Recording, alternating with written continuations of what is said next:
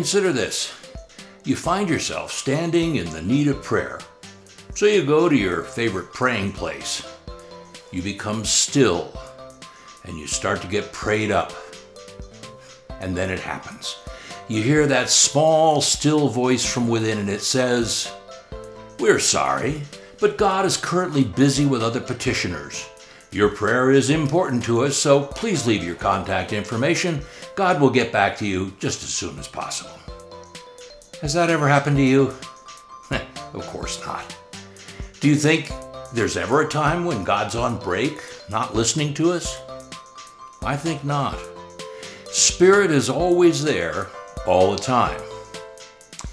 Well, if God is always there listening to us, doesn't that mean that everything we say is a form of prayer? We have our intentional prayer, which we create when we deliberately set out to communicate with God. And then we have the unintentional prayer that happens the rest of the time we're awake, maybe asleep.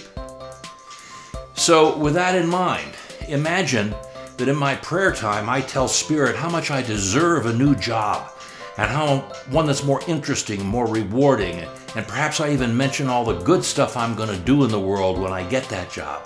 And I finish up by saying, "Thank you, God." And then I go on about my day. And then my self-talk starts to kick in. I think about what a loser I am and how unworthy I really am and how I really won't get the job anyway. And even if I did get the job, I'd probably fail, and I certainly don't need another failure. So which message does God hear? The one about how I deserve the wonderful new job? Or all the stuff about what a loser I am and I really don't want the job anyway? Well, if God is always listening all the time, then God hears both messages. Which message do you think is stronger? My intentional prayer of a few minutes in length, or my unintentional prayer which goes on the rest of the time? So here's some food for thought. What are you saying to God in your unintentional prayers? And here's something else. Is it possible that in fact your prayers are being answered by God? That is, your unintentional prayers are being answered?